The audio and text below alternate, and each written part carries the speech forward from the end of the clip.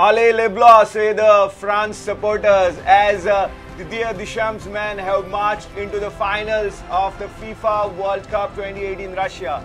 Hello and welcome to Free Kick with me, Neeraj Prabhu. France have made it to the finals for the third time in their history and would be looking to seal their second title at the FIFA World Cup in Russia.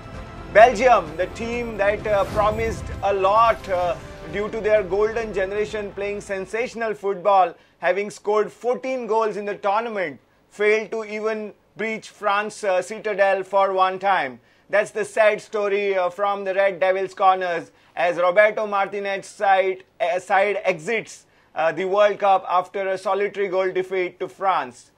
Samuel Umtiti's 51st minute header was enough for the Les Bleus to seal their route into the big finals going to happen on Sunday.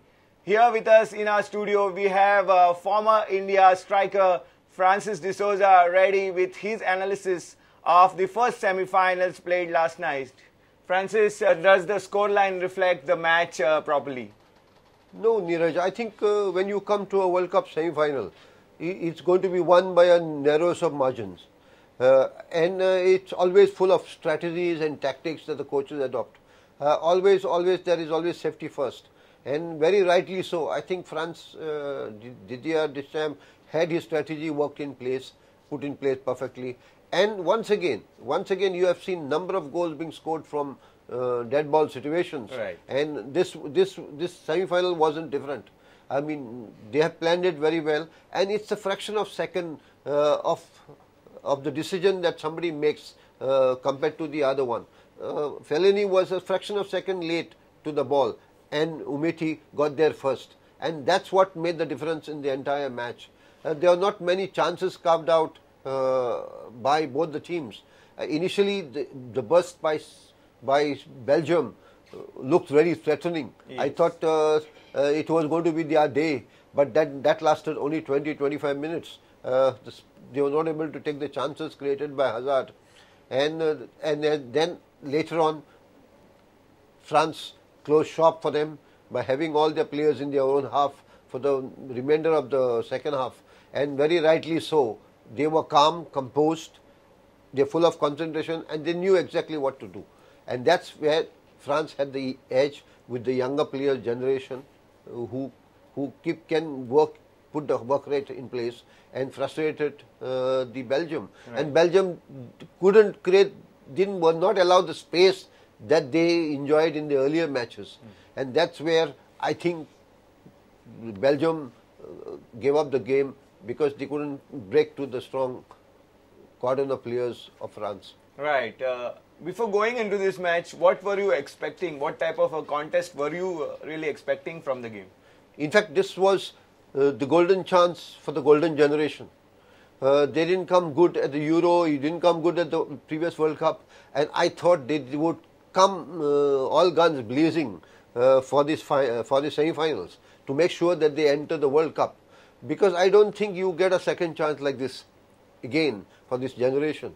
But it is not to be, and they were playing very cautiously and they were careful, because I think France was equally dangerous. Yes. On the counter attacks with Griezmann and Mbappe, and Giroud being there with a strategy adopted by the coach. So I think all these aspects of the game were very well aware of it. So both the teams played cautiously, and it didn't rise to that expectations of many football fans. But nevertheless, France got the desired results because they knew their strategy and their tactics. Didier Deschamps always being a very pragmatic, conservative guy with regards to the football that he tells his boys to play or execute.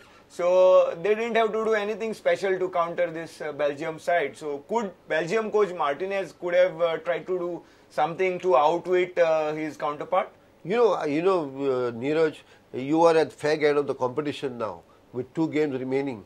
You have put in all your energies to get there, and then to ask something exceptional at this juncture from his players, and then get exposed at the back. I think that was the caution that both these coaches used. They were very conscious about going forward and leaving the doors open, because both the teams had players who could capitalize if you didn't shut your door properly at the back. Yes. And that's what exactly this game is all about. Cautious approach, careful, and stick to the work plan that the coach has set in. I think France goalkeeper Hugo Lloris made a crucial save in that first 20-25 minutes when Belgium were coming out on attack after attack. So that probably was one of the key things for France to stay in the game to start with. Yeah, I think for me there were 4 outstanding players. One was Pogba, one was goalkeeper Lloris, Varane, and Kante. Because I have seen Pogba coming back behind the defenders to defend. So I think they were very focused on the strategy and the tactics that the coach had told them about, and it's all about putting your tactics and your strategy in place on the field. And I always say before, each team is as good as the day they play football. Right. Their football. They may be favourites, but if you cannot come up with that football that you are known to play or produce it on the given day, you are always going to be at a disadvantage. Right. Man to man, if you pit the French team against the Belgium team, do you think that this was the kind of game that we could have expected? No, in fact, you had better brand of footballers in Spain. De Bruyne, Lukaku, Belgium. Sorry, with Eden Hazard. In 20 minutes, you know what chaos he created in the Belgium defence. So there were players who could change the fortune of the match, just like Mbappe and Griezmann and Giroud. So they were very well aware of what capability. They are all world-class players, and on a given moment they can change the complexion of the match. Sure. So everybody was aware, the players, both the teams were aware of the strengths of both the teams, and that's why they had a very cautious approach. Lukaku seemed to be in a very hot trail at the moment. Yesterday was kind of a passenger in the first half. Hardly even one decent touch of the ball in the first session yesterday. In fact, if Lukaku is a player who, given the right amount of space, he will be dangerous. And that's what France never allowed him. The space to maneuver, space to get hold of the ball, right, and then to turn and move and create those chances.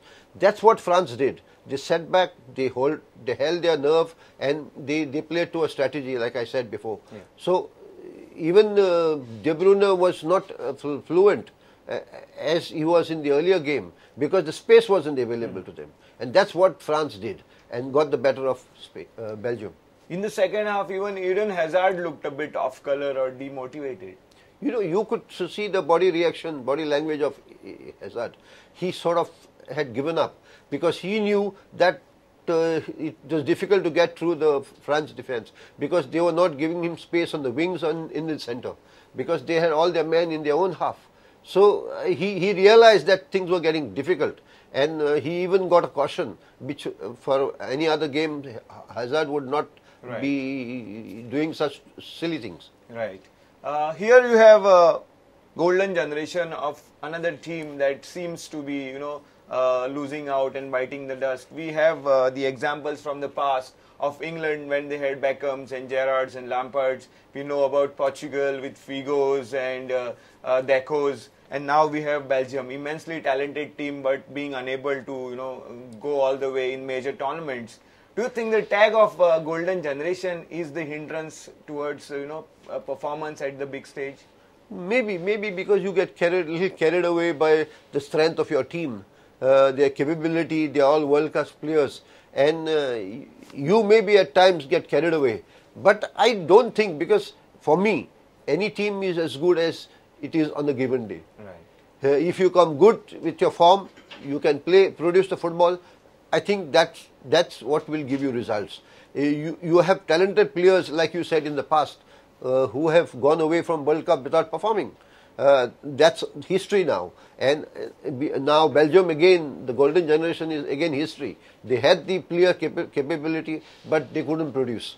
It's all about coming good on the game, on the day, and producing the football that you expected to. If you don't produce the football and get the results, you will be history later on. And I think that's what happened to Belgium generation, golden generation. Right. Probably in 2 years' time, Euros could be the last chance for this golden generation. Then most of their players go above the age of 30, the top players. Yes, I think it's left now for them to, the last chance is to prove at the Euros and get the glory and be remembered for a long, long time. Otherwise, they will be gone into history. So I think there is still a hope and a chance for them at the Euros. Right. Lukaku, De Bruyne, Hazard and company will have to turn their focus on the Euros. But before that, they could even have their best place finish in the World Cup if they manage to win the third place match on Saturday, because Belgium's best finish has been fourth way back in 1986 when they had lost that third place match to France. But here we are at the semi-final stage, and the Red Devils have exited having lost to France again, but this time in the semi-finals. Well, the coach Roberto Martinez is very expressive, having worked in English Premier League with Wigan and Everton. He's quite fluent in English, so he doesn't mince words, and he says he knew it would be a tight game and could be decided by one or two dead ball situations, and he can't fault his players. Yeah, as for his statement to the press, I think he has very rightly says that that's what all his players could do. They have given their best. They have tried pursuing and trying to break the strong defense of France to get the results. And like before, the team had shown character in coming from behind, especially against Japan. Right. And he must have had something like that in the back of his mind here. But France were a little superior team, a little experienced team compared to Japan. They closed shop, which Japan didn't do. Right. Japan was more on the offensive again. Yes. And then that's why when the space was given to them, Belgium players exploited.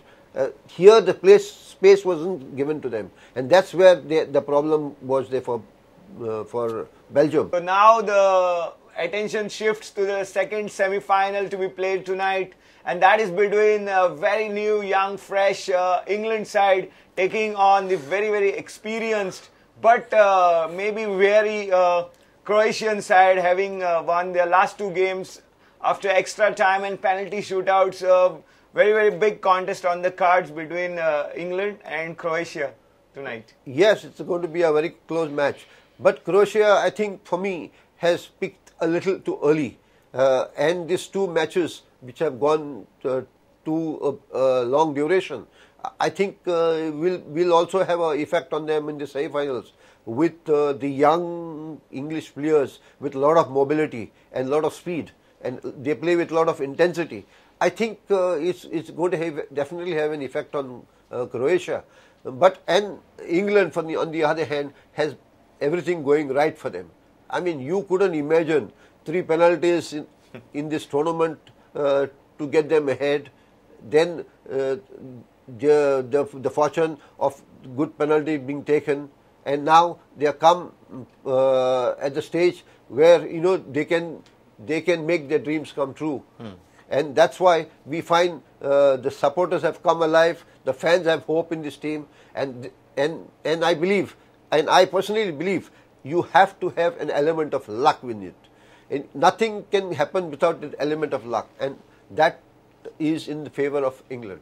So, what do you think is the strong point of England team versus weak points of experienced Croatian team? I think we have very good individual players now in English team. They are backed by a very confident coach who lifts their spirits up, believes in his players, and that same belief has been translated in the minds of these players who are ready to go there and perform. I think they are a very fit side, and they are a young side, and can put a lot of pressure on Croatia. They have a very good defense line with Maguire, Stones, and we have Walker on the right and Young on the left, and they have very good strikers in Sterling, Lingard, and Daly, and Kane. Kane is the icing on the cake. So I think with this combination and all players in the right position, I think it's going to be a very interesting contest. Not forgetting the talented goalkeeper, Jordan Pickford. Yes, he has proved himself in this competition. He didn't come into this competition with a reputation like Courtois, Loris and other Navas or somebody else. Right. So he has delivered, and that's what makes the team more effective. Croatia also have a really good goalkeeper in Subasic, their penalty hero in the last couple of games. They also, midfield is backed by Real Madrid's Luka Modric and Barcelona's Ivan Rakitic. So that experience could also come in very, very handy for Croatia. Yes, of course. But like I said, it's always brawn versus brains. We have two brainy players in the midfield and an energetic England. Who is going to destabilize the midfield by their running around and trying to get control of the midfield, and how much they can control and disable these two midfielders will have a big bearing on the game, because I think Modric and Rakitic can control the midfield very well because they are very experienced and very seasoned campaigners. They have been in this stage of semi-finals and finals many times, and I think the occasion doesn't, deter them or put pressure so much on the mind like the young English players may go through. So it's going to be a very interesting contest who can control the midfield and then convert the chances that they can create up front into goals. Right. I think Croatia's best place finish was in 1998 when they finished third, having won the third place game against the Netherlands. So they'll be really wanting to get to the finals and win the prize, because this is also dubbed as their golden generation as well. Yes, definitely. I think everybody wants to be there at the finals, and it's going to be history for them, and they are always going to be remembered. Like you said, Sukar Davar has been remembered as the highest scorer when Croatia reached that state in '98. So I think when footballers play, what happens later on is that they won't like to be remembered for their performance at the World Cup stage. And that's what everybody will have at the back of their mind. And England, who hasn't been there for many, many years, would like to be in the finals and take the cup back home. So what is your prediction? What's your gut feeling tonight? When things are going right for England, I think England will be there to face France in the finals. Will it be a game like yesterday, a tight one with a dead ball situation deciding the fate, or could it go to the penalty shootout? No, I think it will be decided in normal time, because the intensity that the English players bring in the match, I think that will be very interesting to watch, and the outcome will be during normal duration, or it may extend maximum to the extra time. And England also have become specialists of the dead ball situations. We've seen that in this World Cup. Yeah, they have scored a lot of goals through dead ball situation. And there is a problem defending them by Croatia. Croatia has not been good. You have watched that in the Russian game. So that's the edge that England has. And nothing succeeds so much as confidence the players have. And I think English players are filled with that confidence. And I think they will go with that confidence and translate that confidence on the ground and give victory to England. So there you go, our expert Francis de Souza feels it's England, the tide is with England, the momentum is with England, and this will be very pleasing for all the viewers who are rooting for England at this World Cup, and they are going to have a great evening. But you never know. It could be a very, very edge of the seat kind of a thriller, and it could be going either way, because in football nothing is certain. We feel the match could go one way or one brand of football, and what it turns out to be is different. Like we saw how yesterday France tamed the threat of the red-hot Belgium side. So let us keep our fingers crossed and may the best team win. So Francis Bob, thank you very much for being here with us. Thank you for having me. So that's all the time we have in this show, but before we leave, we have just enough time for today's Prudent World Cup quiz question.